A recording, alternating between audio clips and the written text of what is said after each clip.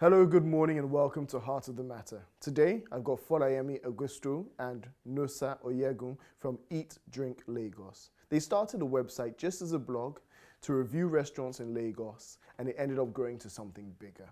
Now they have Eat Drink Festival and Eat Drink Jollof Festival, and they're impacting the culinary world here in Lagos and internationally. My name is Adeolo Adefarasin, and welcome to Heart of the Matter. These things sometimes are psychology. I said to the financial cost as one of the many reasons was a God experience. I just wanted to find God, simply feeling like you're inspired. May it be always so. Tell us about the solution. As one People would continue to pay 5 years in place, not out of work. Hey, I don't have the skills for this particular problem to solve this particular problem. None of us talked about the bread salad. Hello and welcome back to Heart of the Matter. So I've got with me Fola and Nosa from Eat Drink Lagos. Hi guys. So tell me where you guys got started with Eat Drink Lagos. How did the vision come to you? Vision? Yeah. Say like it's something I saw in your dream. Okay, so how did it come to you? Like, how was it? It was, what was it? I mean, it was, what's it called? When I moved back, there was no directory, or there was no organized way to find places to eat in Lagos. So we didn't have like a Yelp, we don't have like a New York Times food and drink. We didn't have any structured way to like look for places to eat. I think the closest thing we had was this app called Foursquare, where people check into locations. So it was lots of scattered places, and I didn't know lots of places to eat in Lagos because I knew all the places. Yeah, I hadn't lived in Lagos for like a stretch. I think moving back, I think this is the longest stretch I've been in Lagos my whole life. But So how long was the stretch when you moved back? 3 years. Yeah, Okay. 3 years. So I think this is like the longest stretch where I can say, okay, I live in Lagos now, and I should know where things are. So I remember when I moved back, I just used to Google anything and just anywhere. I mean, I thought, what's it called? Syrian Club Syrian Club, was yeah. in Obalende. Obalende. And Syrian But Club it's off Awolowo Road. It's off Awolowo Road. But on Google Maps, it just looked like really far. And I was like, I know that feeling, don't worry. I've never been there. I don't know what's going there. Once you get past Boots Club, you're like, I was like, where am I do. Can I just say, the first time we had to go review a restaurant on the mainland, he refused to drive. He's like, his car can't cross that I mountain. no, And that he doesn't know the way past the bridge. So I drove. because honestly, I mean, till today, I still like use Google Maps to navigate my way. Yeah, around, no, I so- get that. I have to admit, me, I'm the same. So you say you knew where all the restaurants were before you started. Not all. I knew most. Like most of the ones who went in the early days She of already the knew blog, them. I already knew them. So how did you get to know them before you started this platform? How did you get to know the restaurants? Because I always lived in Lagos, and I think from driving around and going to some of them or hearing about some of them, actually, there's some restaurants I actually heard about on the radio, because I don't know why they used to play radio ads for them. Like I heard about Cafe Royale from a radio ad. Okay, So so that's good. And because what you were saying, these are things that people have abroad in different countries. Yeah. It is quite an innovative idea for Nigeria. Something that hasn't been done before. What was the purpose behind it? it was about fun and jokes for me. Or Yeah. it was not about fun and jokes. I always wanted a blog, and it gave me an opportunity to have a blog because I had several blogs before, and this one is actually one that stuck.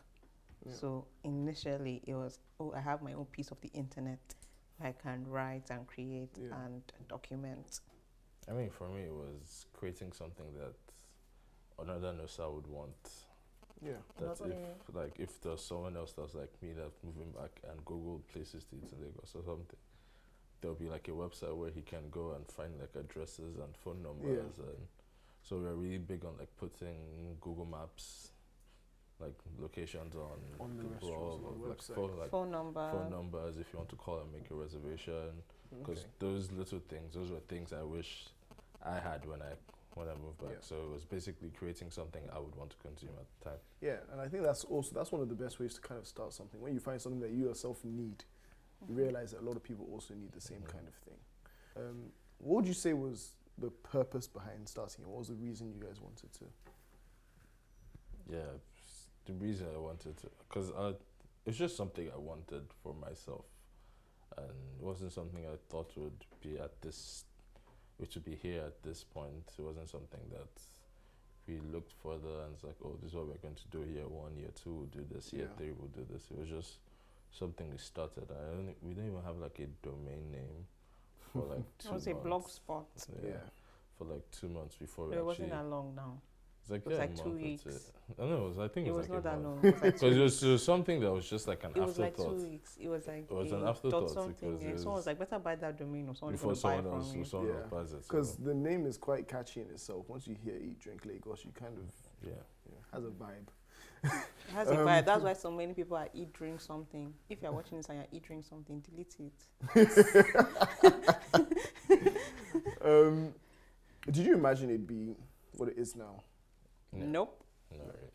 So what going forward? What kind of things? Because obviously, when you have something that's this successful, you kind of start having to plan. So going forward, is there anything that you guys are looking forward to achieving? Anything that you want to do? I would like for Eat Drink to be in another city. Although like there are not many Nigerian cities that have as many restaurants as Lagos. Even Abuja has like fewer restaurants than Lagos. So if there was Eat Drink Abuja, that would be cool. But I feel like you would run out of content to create from restaurants really quickly. Yeah. I would also like Eat Drink to have more writers than just us, so that we could write other types of food content. Okay, that's important, and it's good that you're aspiring to something more than you already are, right? And I think the influences that you've had that you might not realize you've had, because by opening this sort of place and having reviews and people knowing that their food might be reviewed, but by people that someone listens to, because I know myself, I've been on your site to look for somewhere to eat because I didn't want to leave Ikoyi originally, so if it's going too far, then I don't know what is there, you know.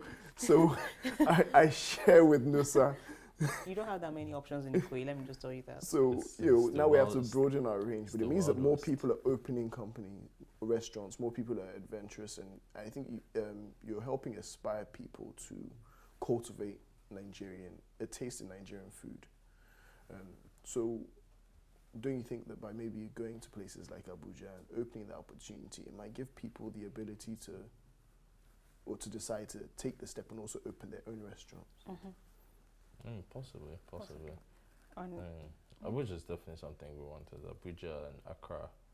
Those Yeah. are two. Changing borders. Yeah, those are, I think, but we get lots of readers in from the Accra. in the original thing, like if when we talked about like expanding, I think it was Abuja and Accra were the ones Yeah. we had in mind. Accra could even come before Abuja, which Like is Accra, funny. to be fair, Accra could become Abuja. It's just that flying to Accra is expensive, but that's a different case. It's probably the same price as flying to Abuja when you think about it.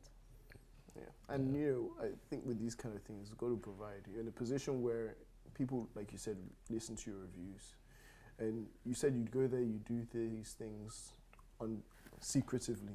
So how does that work for you Anonymously, guys? So we see a new restaurant, like, okay, let's go check it out. So we go there, we make a reservation if we have to, but we don't announce to the Yeah. restaurant owner or the So waiters like, that oh, you're under review, better it get should your be goes- shape up. So we just yeah. order normally, they bring the food, So we sneak and take pictures. Well, not sneak, like sometimes I'll be like, because everybody takes pictures. Everybody these takes days. pictures. Everybody of takes their pictures food these days. It's Yeah, like so it didn't happen if you Mhm. didn't take a Yeah, picture. so you can't. but I'm not in there with like So- a giant camera and, Yeah, and lights and I think stuff. it took a year or a year and a half before we bought a camera and said we'll take before every picture used to be iPhone. like a sneaky Yeah. iPhone picture. Because it was like really, even when we got the camera, he would never hold it. I still don't hold the Easy. camera. Yeah. Because what you get is like people start suspecting what are they doing, why are they taking every picture, but yeah, we have what we do is that we have like a list of restaurants. So like if we find something new, we just keep adding to the list, Yeah. and we've just always had a list that we've never actually exhausted. So Oh, wow. So you still have a long list right now. so yeah, we still have a long Not list. long, like 100 long, but sizable. That's the thing, it keeps increasing, so it might go down to like maybe like 10, then within a week you're back to 20. But people Yeah. open restaurants 'Cause people- all the time in People Lagos. open, so like people send us like places we should check out. Like Yeah. sometimes we find like new places on Instagram, they just like tag us and it's like, okay, I guess you exist, so add you. Okay. And it's not even always restaurants. Some of them are food delivery services because there's lots of people who make food. So like when Chefs. you're at work, Home cooks. So Okay. Before we go into that, I want to ask you, as well as the places, what has it taught you about food culture in Nigeria, or in Lagos at least? One, people are not some of my readers are not very adventurous, so they see things, they're like, what's all of this? Please, I just want rice and stew. Like, this food is too small. Is this really what you're serving me? Someone takes time to place the food and make it look nice, and they're like, is this a sacrifice? Literally. So that's one aspect of it. And the other aspect of it is that it's becoming more interesting. The food scene is changing, so we have different types of restaurants that may not have existed a couple years ago. I think a couple years ago it was just Bottles that was doing Mexican food, and now we have like 2 or 3 other restaurants who are doing Mexican food. Yeah. So things like that. yeah, I mean, it's before there wasn't much of a culture per se. As far as food culture goes, it was going out to eat after church on Sunday, or you passed your exam, they take you to Chinese. It never really moved beyond that, where on the Tuesday it's like, okay, it's date night, let's go get somewhere to eat. Yeah. It wasn't really a thing. So I think we're in the last, like, say, 3-5 years, I think we've started, because it's connected to, I mean, this might be a bit of a reach, but I feel like it's connected to Nigeria becoming like a democracy and people venturing out of their shell. No, We're going to talk about that. There's a thing, I'll tell you, because under Go on. so if you say like under military rule, you could say people were a lot more restricted. There was people weren't really venturing out. There was like the capitalist economy wasn't really where it should be. I want to delve into this. Before we do that, it's a theory. We're going to take a really quick break. So we'll be back in a few minutes. Just come back and join us. All right.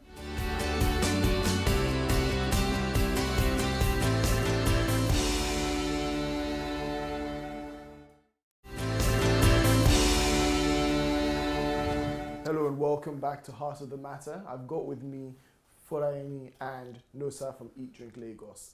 Before the break, you were starting to tell us how you believe our move from military rule to independence has affected our food, relationship with food in Nigeria. Can you explain that more? Okay, so I think it's not just food, it's a bigger conversation on how people are looking at more, maybe alternative is the wrong word, but people are looking at more things they could do with their lives. People feel freer as far as the businesses they can establish, as far as the things they could do. Because I think that period of military, I mean, I was really tiny, but from what I could sense from everybody around, it was very restricted. You just do a job, you go home, nothing. But I think in the period post-democracy, we started coming out of our shell as a people, and that has had an effect on the dining culture, especially in the last 3-4 years, where everything has more or less exploded, which we launched coincidentally in that same time frame. How you say everything is exploded or grown? In what way is our food culture different now from 3 or 4 years ago? 3 or 4 years ago, I mean, so there are more restaurants. There's more varied restaurants. There's more variety of restaurants, because then it was used to just be like Chinese. There's Nigerian food restaurants now. Like many years ago, there were no Nigerian food restaurants. I mean, and people would be like, "Why would I leave my house to eat Nigerian I mean, food?" there were bukas and stuff, but there was no like a knock or terraculture then. So it's like people are opening restaurants. How, if they stand the test of time and how long to tell, we probably won't be able to tell for maybe like the next 3-4 years. But in this period, it's like feels like things are growing. Okay. And there's a viable economy in like dining. I want to talk a little bit about that. You said that there's a wider variation of restaurants that we have, and types of foods. How do you say we've changed? As well as before we even get into talking about Nigerian restaurants that exist, the wider range of different culinary foods like European, Italian, American, for the sake of just throwing it out there. Not that I believe that Americans really have their own set things. How would you say that that's changed here? I don't understand Like, what you mean. Why would you say it's Wider, grown? a Why? wider range of restaurants. How would you say that we've grown? Because you said now we have, earlier you said we have more Mexican restaurants. How do you think that that has affected, or how do you think that has come to be? I mean, it's like it's kind of like globalization. I mean, it's globalization that's hit Nigeria as well. You have lots of people that go to school outside Nigeria or live outside Nigeria. They move back, then the things they experience outside Nigeria, they want to experience them here. Yeah. Then they set up things like that. Or people go outside and experience another culture. Then you have like expats moving in here and trying to set up something similar. So it's just the whole melting pot thing that's going around the world. Has hit Nigeria as well. Yeah. Where it's different cultures, different influences, and all that kind of stuff. So it's like And also, I guess people just becoming also professionally trained in like culinary arts. Like it's like a profession now. Yeah. Many years ago, you were a lawyer, doctor, obviously, people say. But like people can be chefs now and be taken seriously. So that also is impacting Okay. what people are creating. What about Nigerian food? You guys died on this. People not necessarily wanting to go out of their house to eat Nigerian food, but how do you think that's changed? Slowly. I mean, I think that's one of the things where we're a lot more reluctant, but it's slowly getting there. Because if someone is creative with Nigerian food, sometimes most of the time there's backlash. Like, why would you do jollof rice like that? Who sent you message? Kind of things. But like, still more people are getting on it. Like they're like the younger chefs that they don't have those. They're not holding on to jollof rice like maybe a previous generation might have. They're more open to playing around with it and doing more fun stuff with it. And then you have people in that generation willing to experiment more and see, okay, this sounds interesting. I want to see what this is like. I mean, it's not happening at the rate of anything else, but it's slowly getting there. And then you have restaurants like Knock who are doing, like, it's West African fusion, so it's a little bit Nigerian, a little bit Sierra Leonean, and so it's fun. Okay. I want to talk a little bit, you're wearing the shirt, Eat, Drink, Jollof, the Jollof Festival, food festival. How do you, because for me, when I think Jollof, you kind of just think the same things. Like you said, people are playing about. How do you, when you're going there, you taste different people's Jollof rice? What are you therefore looking for when you're reviewing the food? So the Jollof Festival was not something that we reviewed. It's something that we organized in partnership with another food blogger, Kitchen Butterfly. So the mandate to the vendors was to take jollof rice and push it to its limits or create something interesting. As well as, okay, so obviously this brings me to the fact that you're doing more than just reviewing restaurants now. So what other ways are you diversifying to Eat, Drink Lagos to impact the food industry, culinary industry, so I can sound professional? I'd say we've started doing more events now. So I think first we used to do just the blog, then we always used to get people tell us, take us out to eat, we want to come join you. So we organized like a little supper club. It's called the lunch club because it happens in the afternoon because people have to go home at night.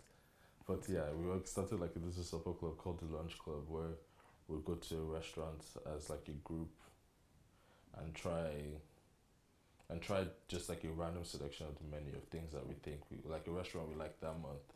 So it was something we did monthly. Then we wanted to like expand it a bit to include like people that didn't have traditional brick and mortar stores, like they didn't have like physical locations. So like more like the hobbyist people you find on Instagram, like people that make food on Instagram before they go to work, have somebody deliver it. So we wanted to involve that little sector as well. So that's where we got into the festival. And we wanted to focus on strictly people that didn't have physical stores, they have physical locations, just the regular, the hobbyist chef, the person that does 9 to 5 normally, then your 5 to 9 is, what's it called, you're making food for delivery. So that's how the festival came to be, where we invited like a whole group of those people, we're like in one location. Then we say, okay, you guys might not have been able to try this, but there's somebody that makes churros or something, or makes like asun there's spice, I don't know, some flavored rice or something that's not regular, and you would only see on her Instagram, or you ordered it for lunch. You get to see her like do that for like her thing on a day.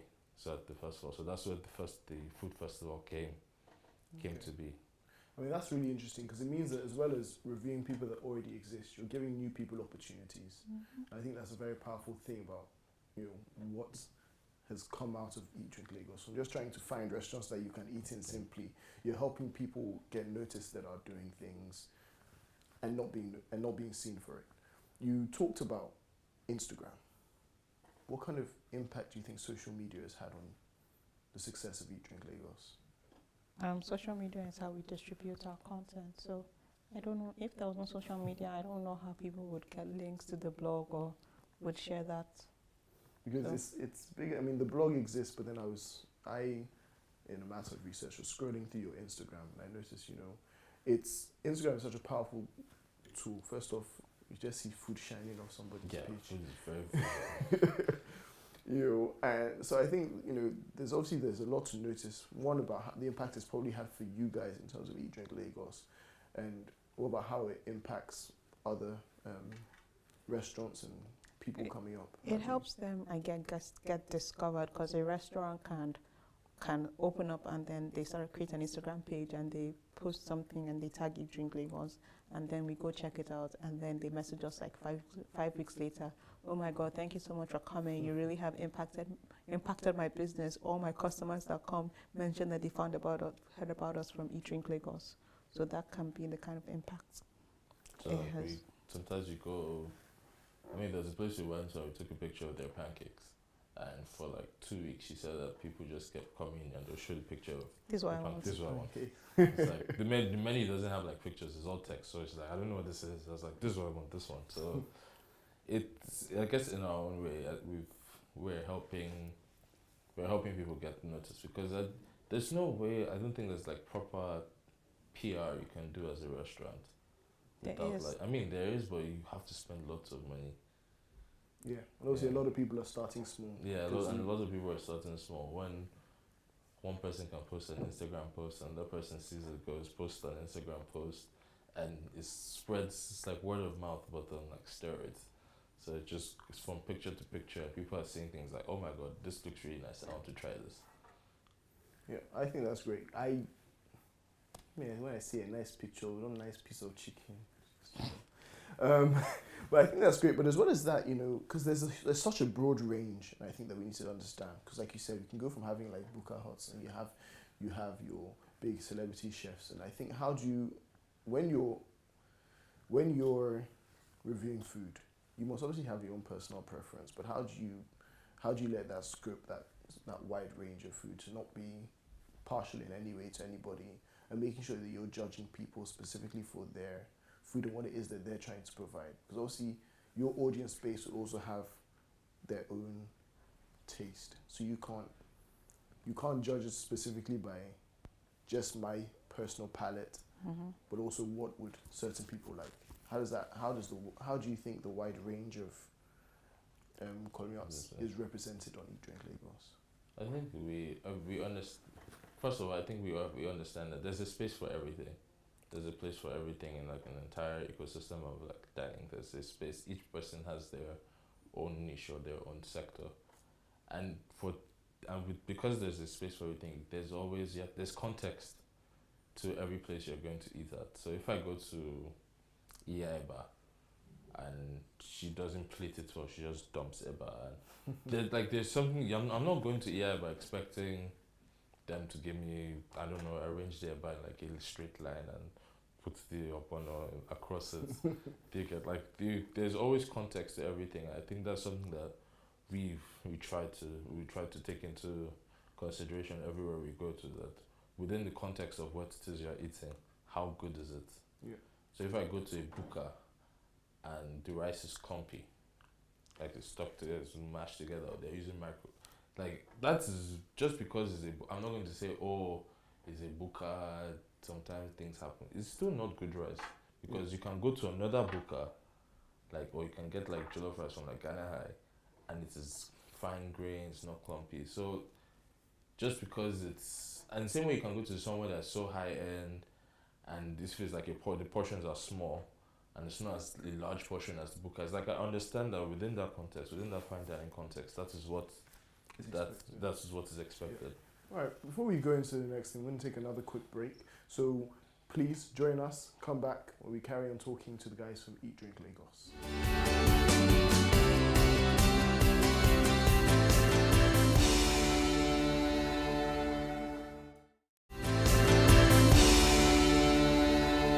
Hello and welcome back to Heart of the Matter, where I've got Folayemi and Nosa from Eat Drink Lagos. I just want to talk to you a little bit more about the Jollof Festival and the Eat Drink Festival as well. They were both covered by either CNN or BBC News. So you guys are getting some international impacts, and how do you think that is affecting food culture internationally, or how do you think it's helping Nigeria affect food culture internationally? I don't know how it's affecting Nigerian food culture internationally, but I remember when we were first interviewed on CNN, and some girl from Papua New Guinea reached out to us and was like, oh, she wanted to do like an Eat Drink Festival in her country and asked for tips on how to do that. So that felt really good that I was able to influence someone so far away and give her ideas and a process that she could follow to create her own festival in her city. Anything? Even from that one, there's a guy that's in the Caribbean. He's like he owns a restaurant, and like when he like puts new stuff on the menu, he sends us pictures. I think it's amazing to see that this is the power of the internet, this generation, right? Something that you might be doing just for your own personal city, that it gives access to so many people. You don't know who you're influencing or impacting. Like you said, you have a lot of views from Accra, so you're looking at maybe doing Eat Drink Accra. So I think there's such an international impact, and for Nigerian food culture generally, I don't notice it, but now you look at restaurants like Ikoyi that has opened up in London. We're starting to get, I think, where people are respecting or understanding Nigerian foods on a wide, not just here, not just in Africa. I want to talk a little bit about being a foodie. I hate that word. Because what does it take to become a quote-unquote foodie, and why don't you like the word?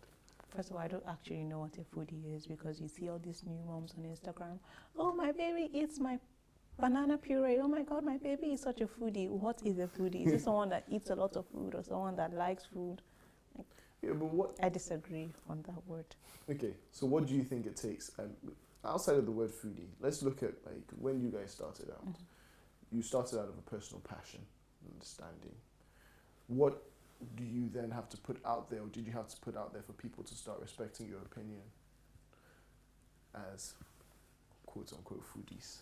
I mean, I had to pay for the food. I think also called my credibility stems from the fact that I paid for the food.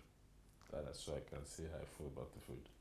That's it. But on a serious note, if you look at anywhere else where they do food journalism, you don't go to school to study food to be a food journalist. There's no formal structure. I mean, we do get it when like people don't like reviews and they ask us who are you, who do you think you are, why would you say that kind of thing. But it's a subjective thing per se, and it's just like it's experience. So like the more you eat, the more you get familiar with what it is that is being cooked, the more you understand. So if you eat spaghetti 50 times, by the 51st time you can tell if the spaghetti is good or bad. You can tell if it's al dente or if it's too soft. You can tell if they used the right sauce or if they didn't. So it's something that comes with, the more you do it, the better you get at it. Okay, I want to talk quickly. You've got, so like you said, you guys do Eat Drink Festival. You've got one coming up again. In December. Do you want to tell people about it? Do you know when exactly it's going to be in December? Any information that you'd like people to go and check out? Well, you can, if you're interested in being a vendor at the festival, you can check out the website, eatdrinkfestival.com. You're going to see pictures or videos from the last festival. You can go on YouTube or check out the Instagram page, Eat Drink Festival. As for dates, we haven't narrowed down the dates yet, but there's going to be one in December, and it's probably going to be bigger than the last one. Okay, I'm looking forward to it. So what we'll do is we'll put your website information on the bottom of the screen, as well as Instagram, so that people have the access to your page. It's been great having you guys. Thank you. I've learnt a little bit about food. Are you a foodie now? I mean, I was a foodie. I just just didn't know. I didn't have. You don't have a wide range of foods that you are. Being a foodie, like with restaurants in Ikoyi. Exactly. You can be the leading connoisseur of Ikoyi restaurants. Okay. So like as far as Ikoyi restaurants go, you're meant to talk to. All right, guys, it's been great having you. Thank you for joining us today for Heart of the Matter. I hope you've been blessed, and I hope that you go and check out Eat, Drink Lagos. All right, guys. Thank you.